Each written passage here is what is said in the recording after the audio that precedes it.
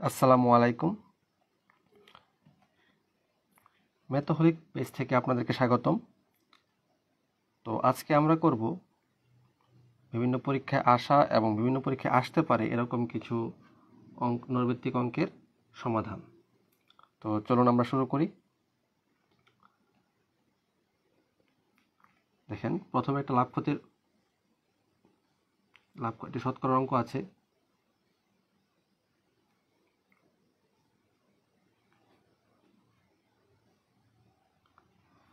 এক নম্বর অঙ্কটা হচ্ছে, একজন ব্যক্তি তার ঘড়ি 400 টাকায় বিক্রি করলে 20% ক্ষতি হয়, তবে ঘড়ির ক্রয় মূল্য কত? দেখেন কি করছে, 400 টাকায় বিক্রয় মূল্য, এটা হচ্ছে কি বিক্রয় মূল্য, আর ক্ষতি হচ্ছে কত 20%। তার মানে কি 20% ক্ষতি মানে কত, 100 বিয়োগ 20 মানে হচ্ছে 80%। তার এই বিক্রয় মূল্যটা হচ্ছে কি 80%। শর্টকাট করলে দেখেন 80% সমান সমান হচ্ছে কি এই 400 টাকা। ঠিক আছে, তাহলে 1% সমান 400 ভাগের 80। তাহলে যে কোনো কিছুর ক্রয় মূল্য হচ্ছে কি 100%। তাহলে 80 400 গুণন 100। তাহলে 80 দ্বারা 400 কাটলে 5 400 5 80 400 5 100 500। বোঝা গেছে? দেখেন 20% ক্ষতি, 20% ক্ষতি মানে কত, 100 বিয়োগ 20। 20% ক্ষতি মানে কি 100 বিয়োগ 20 মানে 80%। 80% হচ্ছে কি তার বিক্রয় মূল্য, আর টাকায় বিক্রয় মূল্য হচ্ছে কত 400 টাকা। তার মানে এই 80% সমান হচ্ছে কি এই 400 টাকা। তো কাটাকাটি করলে উত্তর আসবে কত 500 টাকা। আচ্ছা, তাহলে 2 নম্বর অঙ্কটা দেখেন কি বলছে, একটি সাইকেল 12% ক্ষতিতে বিক্রি করা হলো, যদি বিক্রয় মূল্য 1200 টাকা বেশি হতো তাহলে 8% লাভ হতো, সাইকেলের ক্রয় মূল্য কত? আচ্ছা, তাহলে দেখেন যদি এরকম থাকে যে এত পার্সেন্ট ক্ষতিতে বিক্রয় আর এত টাকা কম বেশি করলে লাভ হতো, তখন আপনার সোজাসুজি এই ক্ষতি এবং লাভের যে দুইটা বিক্রয় মূল্য দেওয়া আছে সেটা যোগ করে দিবেন। তাহলে 12 যোগ 8 কত 20। এটাকে পার্সেন্ট করবেন, এই 20% সমান হবে কত টাকা, এই যে 1200 টাকা, মানে বিক্রয় মূল্যের যে পার্থক্যটা। ঠিক আছে, তাহলে 20% সমান হচ্ছে 1200। তাহলে 100% সমান কি 20 যাবে নিচে, 1200 উপরে, 100 উপরে, এই যে দেখেন এটার মতোই।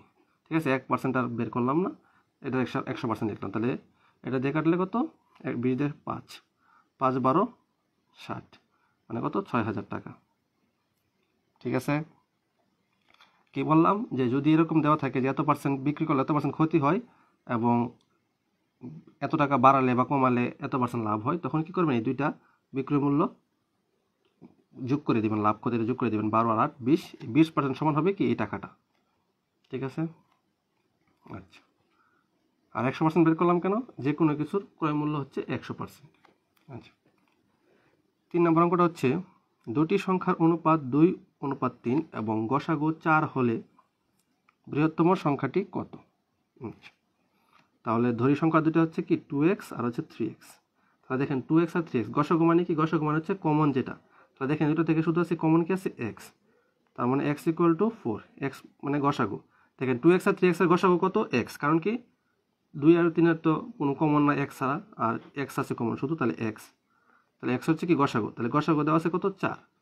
বলছে বৃহত্তম সংখ্যাটি কত, তাহলে বৃহত্তম সংখ্যা হচ্ছে 3x। তাহলে 3 4 কত 12। ওকে, আচ্ছা, তো দেখেন পরের যে অঙ্কটা আছে, পিতা ও পুত্রের বয়সের অনুপাত 8:3। তাদের বর্তমান বয়সের সমষ্টি 55 বছর হলে 7 বছর পরে পিতার বয়স কত হবে? ঠিক আছে, 7 বছর পরে পিতার বয়স কত হবে? তাহলে দেখেন এরকম যদি দেওয়া থাকে অনুপাত এবং সমষ্টি দেওয়া থাকে, সমষ্টি দেখেন বর্তমান বয়সের সমষ্টি দেওয়া আছে, তখন কি করবেন, অনুপাত রাশিগুলো যোগফল করে নেবেন। তাহলে 8 যোগ 3 হচ্ছে কত 11। আচ্ছা, তাহলে এই 11 দ্বারা সমষ্টি দ্বারা কি করবেন, এই মোটটাকে ভাগ করবেন। তাহলে 55 ভাগ 11 কত 5। তাহলে 1 ভাগের মান কত 5। তাহলে পিতার বয়স হচ্ছে 8 ভাগ, তাহলে 5 8 কত হলো 40। বলছে কি 7 বছর পরে, তাহলে পিতার আগের বয়স কত, যে তখন বয়স কত 40। বলছে কি বর্তমান বয়স হচ্ছে 40, তাহলে বলছে 7 বছর পরে পিতার বয়স কত হবে। তাহলে 7 বছর পরে তার মানে কি 40 যোগ 7 কত হলো 47, এটাই হবে কি আনসার। তাহলে এখানে দেখেন পরের অঙ্কটা, পিতা ও পুত্রের বয়সের অনুপাত 11:4। পিতা ও পুত্রের বয়সের অনুপাত 11:4। পিতার বয়স 66 হলে পুত্রের বয়স কত? আচ্ছা দেখেন, তাহলে তাদের বয়স অনুপাত দেওয়া আছে কত 11:4। তাহলে 11টা কার পিতার, তাহলে 66 অনুপাত কত? আচ্ছা তাহলে দেখেন পিতার বয়স হচ্ছে মানে অনুপাতে 11 আর বয়স হচ্ছে 66। তাহলে দেখেন এটার সাথে এটা কিসের সম্পর্ক, এটার সাথে এটা হচ্ছে ভাগের সম্পর্ক। তাহলে দেখেন কত গুণ বাড়ছে, 6 গুণ বাড়ছে, 6 11 66, 6 গুণ বাড়ছে এবং কি এই 6 হবে কি 4 এর সাথে গুণ, 4 6 কত 24। বুঝতে পারছি। দেখেন এটাও পিতার বয়স, এটাও পিতার বয়স 11 অনুপাতে, তাহলে অনুপাতের 1 ভাগ কত, কত গুণ বাড়ছে 6 গুণ, তাহলে 6 হবে কি এই পুত্রের বয়সের সাথে গুণ হবে, 4 6 24। ওকে, আমরা পরবর্তী অঙ্কে যাই।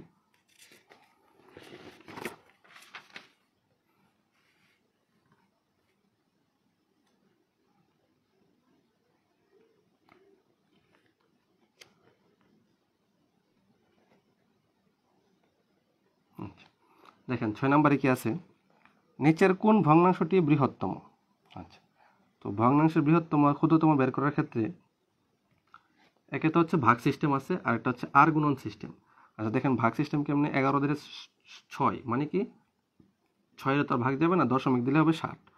তাহলে এটা কবে হয় 5 11 55, মানে 5-এর চেয়ে একটু বেশি। এটা হয় কত ধরেন 80, তাহলে 6 14 84, তার মানে কি 6-এর চেয়ে কম, 5-এর চেয়ে একটু বেশি। আর এটার দ্বারা 5 দ্বারা 3 মানে কি 30, 5 6 30, তার মানে কি এটা 6 হয়েছে। এখন পর্যন্ত এই তিনটার থেকে এটা বেশি। এটা কি হয় দেখেন, এটা হচ্ছে কি 5 দশমিক সামথিং, এটাও 0.5 দশমিক সামথিং, এটা হবে কি 0.6, কারণ 30 5 6 30, 0.6। আর এটা দেখেন কি হয় 50, মানে কি 6 8 48, আরও থাকে 20, তার মানে কি আরও 2 বার যাবে, মানে 0.62 সামথিং।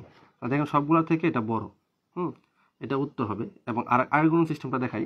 দেখেন মনে করেন প্রথম এই দুইটা রাশির অনুপাত করলেন, মানে এই দুইটা ভগ্নাংশ নিয়ে কাজ করলেন, তখন কী করবেন আর গুণন করবেন, কী করবেন আর গুণন। তো দেখেন 8 11 কত হয় 88, 6 14 কত হয় 84। তাহলে দেখেন এটা বড়, তার মানে কি এই ভগ্নাংশটা বড়। এখন এই দুটো থেকে এটা বড় হইলো, তখন এটার সাথে পরেরটা তুলনা করব। তাহলে দেখেন আর গুণন করলে 3 14 42, ঠিক আছে 3 14 42, 5 8 40। তাহলে দেখেন 3 14 কত হয় 42 আর এটা হয় 5 8 40, তার মানে কি এটা বড়, তার মানে কি এই তিনটা থেকে এটা বড়। এখন এই দুইটার মধ্যে 5 5 25, 3 8 কত হয় 24 হয়। তাহলে দেখেন এটা বড় হয়েছে, এটার লবটা বড় হয়েছে, তার মানে কি এই ভগ্নাংশ বড়। তাহলে দেখেন আর গুণনের ক্ষেত্রে এটা বড় হয়, দশমিকের ক্ষেত্রে এটাই বড় হয়, তার মানে এই ভগ্নাংশটা বড়। উত্তর কত 8/5। ঠিক আছে, নিচের ভগ্নাংশগুলোর মধ্যে কোনটি বৃহত্তম? আরেকটি দেখেন, এখানে 0.3 দেওয়া আছে, এখানে দেওয়া ছিল ভগ্নাংশ, আর এখানে দশমিক দেওয়া আছে 0.3। এটা হচ্ছে রুট 0.3, রুট থাকলে তার মানে কি আরও কম, বর্গমূল হবে, তো এটা হবে না। আচ্ছা দেখেন 3 দ্বারা 1কে ভাগ, 1 ভাগ মানে কি 3 দশমিক দিলে কত হয় 10 হবে, আবার 10 হবে 10 হবে 10 হবে, তার মানে এটা হবে কত 0.3333 এরকম, পুনঃপুনিক মানে আসতেই থাকবে, এটা কখনো শেষ হবে না ভাগ। তার মানে কি এটা তো ছোটই, এটার চেয়ে এটা একটু বড়। এটা দেখি 5 দ্বারা 2কে ভাগ মানে কি দশমিক দিলে হবে 20, 4 5 20, তার মানে এটা হবে কত 0.4। তাহলে দেখেন 0.3 0.33 এবং 0.4, তার মানে কি এটা বৃহত্তম। 8 নাম্বার দেখেন কি বলছে, যে সুদের হার 6% থেকে 4% হওয়ায় কমে 4% হয়, ব্যক্তির আয় 20 টাকা কমে গেল, আসল কত? আচ্ছা দেখেন 6% থেকে কমছে কত পার্সেন্ট হচ্ছে 4%, তাহলে কমছে কত 2%, 2% কমে কত টাকা কমছে 20 টাকা, তার মানে কি 2% সমান হচ্ছে 20 টাকা। তাহলে 1% সমান কত 20/2, তাহলে 100%, যে কোনো কিছু 100% হচ্ছে আসল, 20 গুণন 100, 10 10 10 কত 10 100 1000 টাকা। তাহলে আসল কত টাকা হলো? আসল হলো 1000 টাকা। আচ্ছা, পরবর্তী অঙ্কটা হচ্ছে শতকরা বার্ষিক কত হার সুদে কোনো মূলধন 25 বছরে সুদে মূলে 4 গুণ হবে? সুদে মূলে 4 গুণ, সুদে মূলে 4 গুণ মানে কি? সুদে আসলে 4 গুণ হবে। আচ্ছা, তাহলে ধরি আসল কত? 100। আসল দিলাম 100, বলছে কি 4 গুণ হবে, দিলাম গুণন 4, তাহলে কত হলো? 400। তাহলে 400 হলে কি? সুদে মূলে 400। তাহলে সুদে মূলে 400 হলে আমাকে এরকম বের করতে হলে আমাকে মুনাফা বের করতে হবে। তাহলে মুনাফা কত? মুনাফা হলো 400 বিয়োগ হচ্ছে 100, 300 টাকা হচ্ছে আমার মুনাফা। তাহলে 300 টাকা মুনাফা হয় কত বছরে? 25 বছরে। তাহলে বছর n ইকুয়াল টু 300 টাকা মুনাফা হবে কত? 25 বছর, সরি আর মানে বলছে কি কত হার সুদ, এটা হবে আর হবে। তাহলে কি মুনাফাকে আমি বছর দ্বারা ভাগ করলাম, তাহলে কি হবে? এই সুদের হারটা বের হবে। তাহলে এটাকে ভাগ করলে হয় 25 25, 5 0 50, 25 গুণে 50, তার মানে কত? 12 বছর। 25 12 হচ্ছে কি? 300। তাহলে কত টাকা? 300 টাকা মুনাফা। 300 টাকা মুনাফাটা কীভাবে? সুদে মূলে বলছে 4 গুণ, 4 গুণ মানে 400 টাকা। এখান থেকে আসলটা বাদ দিলাম 100 টাকা, তাহলে কত হলো? 300 টাকা মুনাফা। এই 300 টাকা মুনাফা হয় 25 বছরে, তাহলে 1 বছরের হার কত? 12 টাকা। ঠিক আছে, এটা টাকা হতে, এগুলো টাকা হলে এগুলো টাকা হবে, অপশানগুলো সব টাকা হবে, ভুলে বছর উঠে গেছে। ঠিক আছে, তাহলে 12 টাকা। আচ্ছা, 10 নম্বর অঙ্কটা কি বলছে যে 5% হার সুদে 600 টাকা 5 বছরের সুদে মূলে কত হবে? আচ্ছা, 600 টাকা সুদে মূলে 5 বছরে কত হবে? 5% হার সুদে, তাহলে 5% হার মানে কি? 100 টাকায় কত টাকা? 100 টাকায় হচ্ছে কি 5 টাকা, তাহলে 600 টাকা। তাহলে 600 টাকায় কত হবে? 600 টাকা মানে কত গুণ? 6 গুণ, তাহলে কত হবে? 5 6 30 টাকা। 30 টাকা এটা কত বছরে? 1 বছরে।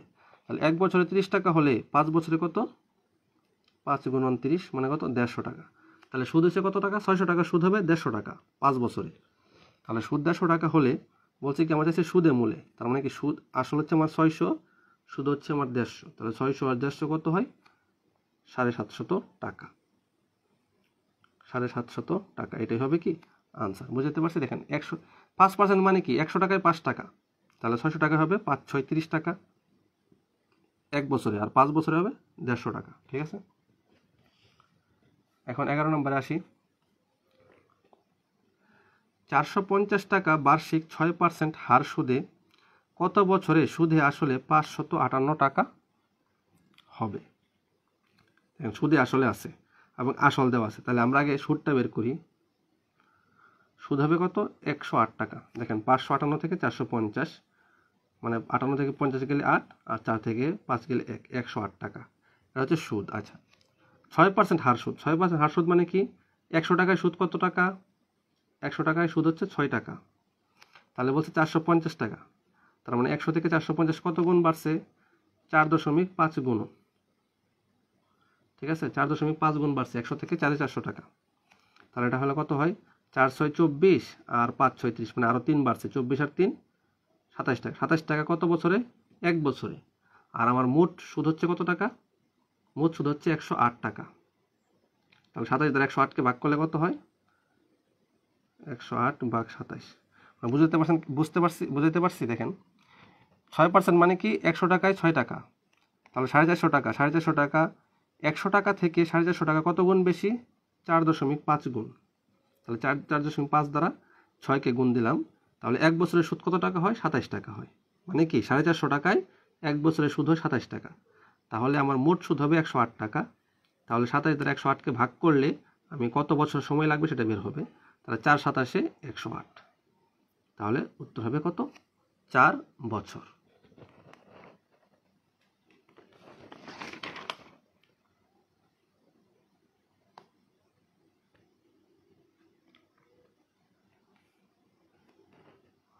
দেখেন 12 নম্বর, a plus b equal to 6, a minus b equal to 4 হলে এ বি এর মান কত? এটা এবি সূত্র তো আছেই, এবি সূত্র দ্বারাও করা যাবে। আবার দেখেন একটু বুদ্ধি খাটান, অপশন টেস্টের মাধ্যমে কি করা যাবে? এটা করা যাবে। ব্লার হয়ে যাচ্ছে, ফোকাসটা পড়তেছে না ঠিকঠাক। আচ্ছা, তাহলে দেখেন এটা অপশন সূত্র দ্বারা করা যাবে। এবি সূত্র কি? a plus b by 4 whole square minus a minus b by 4 whole square. তাহলে এত বেশি কষ্ট হয়ে যায়। তাহলে দেখেন a plus b 6, a plus b 6 মানে কি? a আর b যোগ করে 6 হয়। এখন দেখেন a আর b যোগ করে কতভাবে 6 হয়? 5 যোগ 1 6, 3 3 6, 4 2 6। কিন্তু আমাকে আরেকটা জিনিস বলে দিছে যে a minus b equal to 4 হতে হবে। তাহলে দেখেন 3 আর 3 যদি 6 হয় যোগ করলে, তাহলে কি বিয়োগ করলে হয় 0। 4 আর 2 যদি 6 হয় যোগ করলে তো 6 হয়, কিন্তু 4 থেকে 2 গেলে 2 থাকে, 4 তো থাকে না। তাহলে দেখেন 5 আর 1 যদি যোগ করি, 5 আর 1 যোগ করলে 6 হয়, 5 আর 1 বিয়োগ করলে 4 হয়। এগুলো আপনি কি করবেন? মনে মনে ভেবে নেবেন। তাহলে এত সূত্র ফেলাইতে হবে না, অপশন টেস্ট করে আপনি উত্তর আনতে পারবেন। কারণ পরীক্ষা হলে এত করার তো সময় থাকবে না। তো এই জন্য একটু বুদ্ধি খাটাবেন। দেখবেন a প্লাস বি 6 মানে কি? দুইটা সংখ্যা যোগ করলে 6 হবে, আবার বিয়োগ করলে 4 হবে। তখন কি আপনি দেখবেন যে 5 আর 1 যোগ করলে 6 হয়, 5 থেকে 1 গেলে 4 হয়। তার মানে কি আপনার a আর b কত? 5 আর 1। তার মানে কি ab মানে কি গুণ অবস্থায় আছে। তার মানে কি 5 গুণন 1, 5 গুণন 1 কত? 5 একে 5। ঠিক আছে। আচ্ছা, তো এখন আমরা পরবর্তী অঙ্কে যাই। 13 কি বলছে? X square plus y square equal to 8, x y সমান 7 হলে এক্স প্লাস ওয়াই হোল স্কোয়ারের মান কত? তাহলে দেখেন এটা একটা সূত্র, a plus b whole square. A plus b whole square সূত্র কি? A square plus 2ab plus b square. তাহলে এখন দেখেন অঙ্কটা আমার কি সোজা করে দিছে, কত সহজভাবে করে দিছে। দেখেন a square plus b square equal to 8 দেওয়া আছে। তার মানে কি? এই যে a square plus b square এটা সমান সমান কি 8 দেওয়া আছে। আর হচ্ছে কি জাস্ট 2 ইন্টু এক্স ওয়াইটাকে, এক্স ওয়াই মানে কত 7, জাস্ট 2 গুণ করে দিব। তাহলে 7 দুগুণে 14 আর 8 কত? 22। ঠিক আছে। দেখেন এটা সূত্র ফালাইলাম জাস্ট, আর এইটার মান তো দেওয়াই আছে 8, আর জাস্ট এক্স ওয়াইকে ডাবল করে দিলাম, 7 দুগুণে 14 আর 8 22। আচ্ছা, তাহলে দেখেন x plus 1 by x equal to 3 হলে x square plus b square মানে x square plus 1 by x স্কোয়ারের মান কত? তাহলে দেখেন এটা শর্টকাটটা হচ্ছে, যদি প্লাসের মান থাকে, যদি মানটা যদি থাকে প্লাসের, দেখেন 0.01 স্কোয়ার সমান কত হচ্ছে কি 0.01 গুণ 0.01। তাহলে কত হয়? 1 1 1, এবং দেখেন 2 ঘর 2 ঘর 4 ঘর। তাহলে আমার আছে মাত্র 1 ঘর, তাহলে আমাকে বাকি আরও 3 ঘর শূন্য দ্বারা পূরণ করে দিতে হবে। তার মানে কি 0.0001, 1 2 3 4, এখানে 4 ঘর আছে, এটাই হবে কি উত্তর। ঠিক আছে। তো দেখেন পরবর্তী যে অঙ্কটা আছে সেটা হচ্ছে কি 18 নম্বর অঙ্কটা হচ্ছে 0.2 গুণন 0.01 গুণন 0.001। তাহলে আমি বলছি সংখ্যাগুলো গুণ করে নেবেন। 2 একে 2, 2 একে 2, এবং ঘর কত আছে? 1 2 3 4 5 6। তাহলে দেখেন 6 ঘর যেটা আছে সেটাই উত্তর।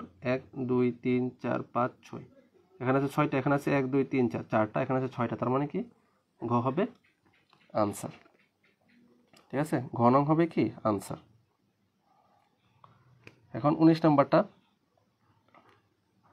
নাম্বার কি বলছে? যদি মাসের দ্বিতীয় দিন সোমবার হয় তাহলে 18তম দিন কি বার হবে? আচ্ছা, তাহলে দেখেন সপ্তাহের 7 দিন পর পর সেম বার থাকে। কি থাকে? এক সপ্তাহ পর পর সেম দিন থাকে। তার মানে মাসের দ্বিতীয় দিন যদি সোমবার থাকে, তার মানে কি 7 দিন পর, মানে 7 আর 2 কত 9 দিন, 9তম দিনও সোমবার হবে। তেমন করে 9 7 16 দিন পরেও সোমবার হবে। তাহলে বলছে 18তম দিন, তাহলে 16তম দিনও সোমবার, 17তম দিন মঙ্গলবার, 18তম দিন বুধবার। ঠিক আছে, মানে কি এখানে 18তম দিন মানে কত দিন বেশি? 16 দিন বেশি। তাহলে আপনি 7 দ্বারা ওই যে যত দিনের গ্যাপ 7 দ্বারা ভাগ দিবেন, কারণ কি এক সপ্তাহ পরেও কি সেম দিন থাকে। তাহলে 7 দুগুণে 14, 14 আর 2 কত 16, 16তম দিন হবে সোমবার হবে। তাহলে আমার চাইছে 18তম দিন, তার মানে কি 17তম দিন মঙ্গলবার, 18তম দিন বুধবার।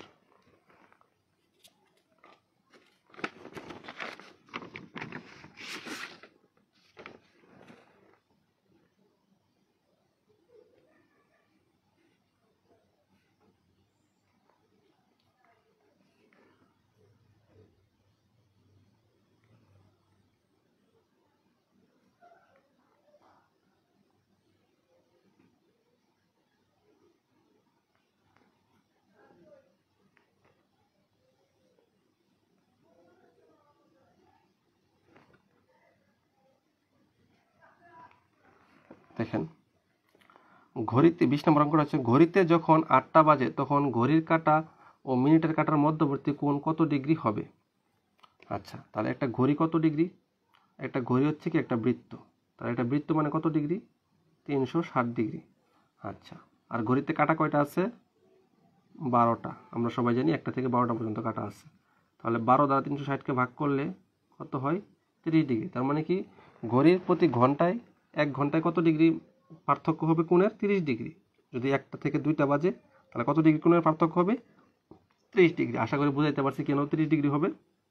12 দ্বারা 300 মানে 12টা কাঁটা এবং ঘড়ির সম্পূর্ণ ডিগ্রি হচ্ছে 360। ঠিক আছে, তাহলে দেখেন বলছে কি ঘড়ির কাঁটা যখন 8টা বাজে, তার মানে এখানে 8টা বাজে, তার মানে কত, 8 থেকে 12 কত ডিগ্রি, মানে কত ঘর, 4 ঘরের ব্যবধান। 8 থেকে 12 কত ঘরের ব্যবধান, 4।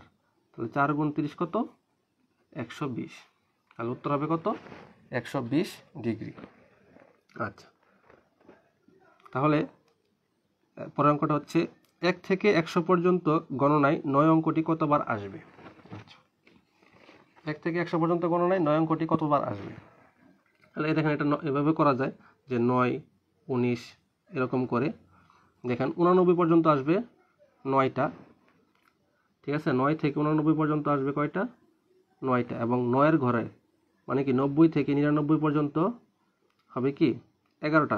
90 থেকে 99 পর্যন্ত সংখ্যা কিন্তু 10টা, কিন্তু দেখেন 99 লিখতে 9 কয়টা আছে, 2টা, এই জন্য তাহলে আরও একটা বাড়বে 11টা। তাহলে 11টা 9টা কত, 20টা। আপনারা না হলে গুণে দেখতে পারেন 9, 19, 29, 39 এরকম করে।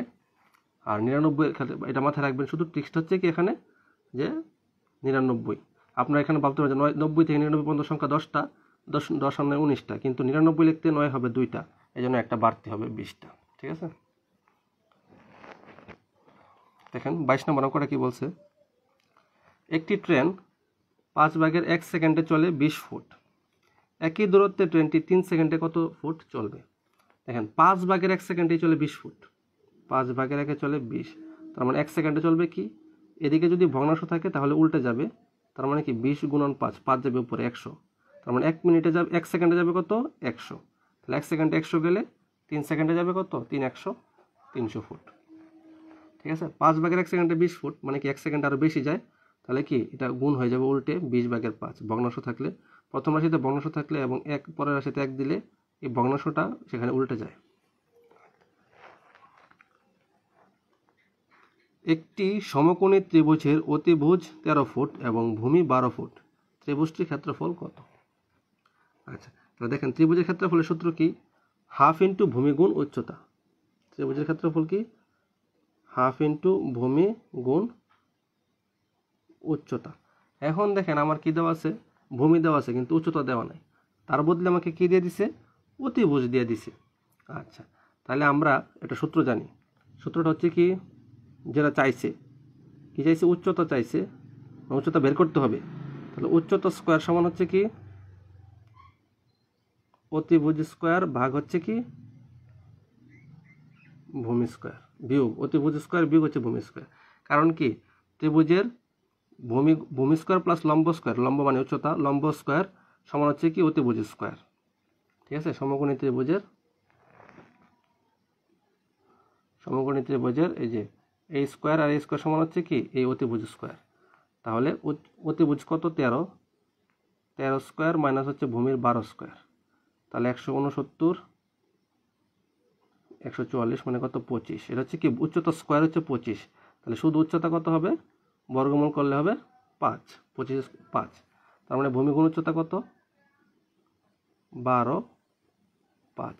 ত্রিভুজের ক্ষেত্রে হচ্ছে হাফ গুণ ভূমি গুণ উচ্চতা, তাহলে 2 দ্বারা 12কে কাটলে হয় 6, 5 6 30, অথবা 5 12 60, 60-এর অর্ধেক করলে 30, তার মানে ক্ষেত্রফল কত হবে, 30 বর্গ ফুট। বুঝতে পারছি।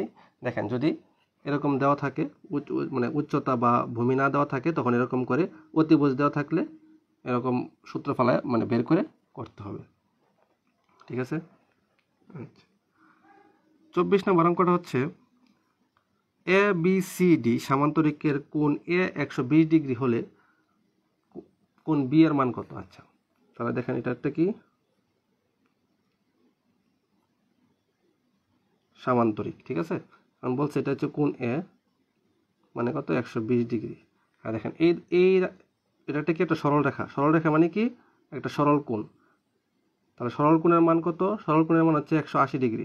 এখন এই যে দেখেন এই যে এ বি রাশি সি ডি, এটা একটা সামান্তরিক। কোণ এ বলছে 120, তাহলে কোণ বি কত হবে? যেহেতু এটা সরল রেখা তাহলে এটা হবে 60। কারণ কি আমাকে মোট তো 180 ডিগ্রি হতে হবে, ঠিক আছে না? তো এই জন্য এটার মান হবে কত?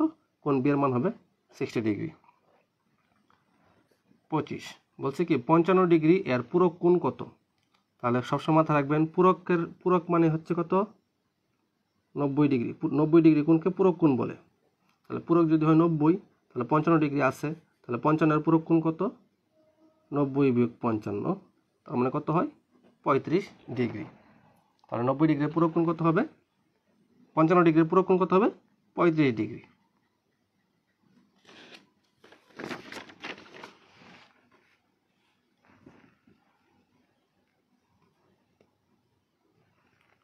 আচ্ছা, তো 26 নম্বর কি অঙ্কটা আছে? 70 ডিগ্রি এর সম্পূরক কোণ কত? আমি ইচ্ছে করেই পূরক সম্পূরক একসাথে রাখছি যেন আপনাদের সমস্যা না হয়। সম্পূরকের সাথে সমস্যা হচ্ছে সরল কোণের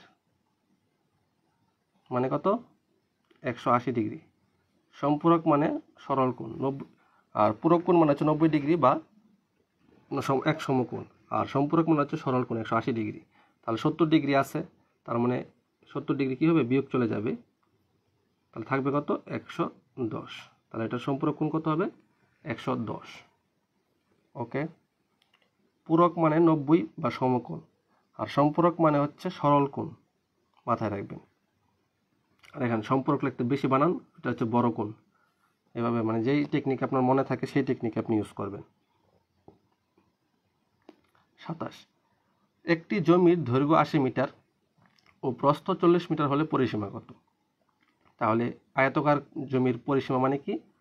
2 ইন্টু দৈর্ঘ্য যোগ প্রস্থ, এত মিটার। ক্ষেত্রফল হচ্ছে বর্গ মিটার, আর এটা শুধু মিটার থাকে। তাহলে দেখেন 80 আর 40, 80 40 আর হচ্ছে গুণ 2, তার মানে কত? 120 দুগুণে 240 মিটার। 3 6 11 18 27 এর পরের সংখ্যাটি কত? এটা একটা ধারা দেওয়া আছে, দেখেন 3 থেকে 6 এর ব্যবধান কত? 3, 6 থেকে 11 ব্যবধান 5, 11 থেকে 18 ব্যবধান 7, 18 থেকে 27 ব্যবধান 9। তার মানে কি দেখেন 2 করে বাড়ছে, 3 5 7 9, তার মানে কি পরবর্তী সংখ্যাটা কত ব্যবধান হবে? 11। তাহলে 27 আর 11 যোগ করলে কত হয়? 38। দেখেন 29 নম্বরটা, 1 1 2 3 5 8 13 পরবর্তী সংখ্যা কত হবে? এটাও একটা ধারা। দেখেন এই ধারাটাকে বলে ফিবোনাচি সংখ্যা। কি বলে? ফিবোনাচি। দেখেন ফিবোনাচি সংখ্যা হচ্ছে কি? তার পূর্ববর্তী সংখ্যার যোগফল। দেখেন 1 1 এর আগের সংখ্যা 0, 0 এর 1 যোগ করে 1 হয়, 1 আর 1 2, 2 আর 1 3, 3 2 5, 5 3 8, 8 5 13। তার মানে কি পরবর্তী সংখ্যা হবে 13 আর 8 এর যোগফল। 13 আর 8 যোগ করলে কত হয়? 21।